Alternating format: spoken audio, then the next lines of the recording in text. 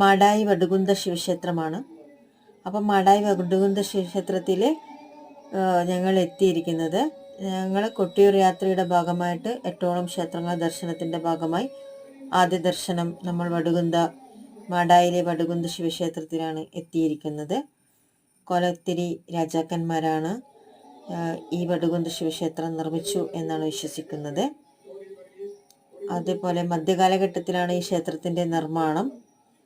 കേരളത്തിലെ തന്നെ നമ്മുടെ കണ്ണൂർ ജില്ലയിലെ മാടായി ഗ്രാമത്തിലുള്ള മാടായിപ്പാറ എന്ന പീഠഭൂമിക്ക് മുകളിലാണ് ഈ ക്ഷേത്രം സ്ഥിതി ചെയ്യുന്നത്.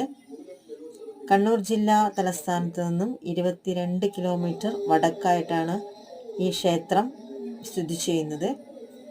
8ാം നൂറ്റാണ്ടിലെ ഏഴിമല ഭരിച്ചിരുന്ന മൂഷിക സാമ്രാജ്യത്തിൻ്റെ ഒരു ശാഖയായിരുന്നു കോലത്തിരി രാജ്യം. ഏകദേശം 1200 വർഷങ്ങൾക്ക് മുമ്പ് ഈ രാജവംശത്തിലെ ഒരു ശാഖ മാടായിപ്പാറയിലേക്ക് കുടിയേറിപ്പാർത്തു.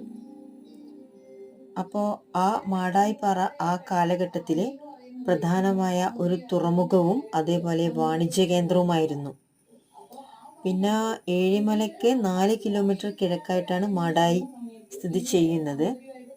കടൽ നിരപ്പിൽ നിന്ന് 150 അടി പൊക്കമുള്ള പീഠഭൂമിയായ മാടായിപ്പാറയിൽ ഇവർ കോട്ടകളും ക്ഷേത്രങ്ങളും ഒക്കെ നിർമ്മിച്ചു. ഇവിടെ നിന്ന് 20 കിലോമീറ്റർ ചുറ്റളവുള്ള എല്ലാ സ്ഥലങ്ങളും കാണാൻ കഴിയും.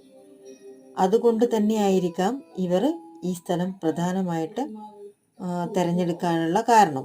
ഓക്കെ, മാടായിപ്പാറയുടെ തെക്ക് വടക്ക് മുഴയിലെ ഒരു സ്വയംഭൂവായി ശിവലിംഗം കണ്ടു.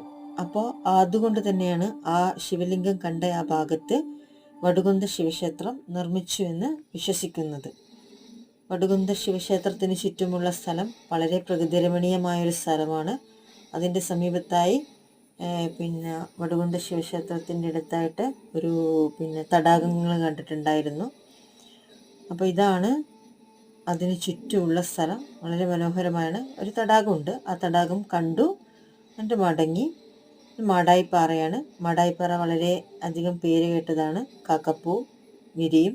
ആദ്യ മഴ കഴിഞ്ഞ് ഓണത്തിൻ്റെ ആ സീസണിൽ നമുക്ക് കാണാൻ പറ്റും. അപ്പോൾ വടുകുന്ത ശിവക്ഷേത്രം കണ്ടു, മടങ്ങി.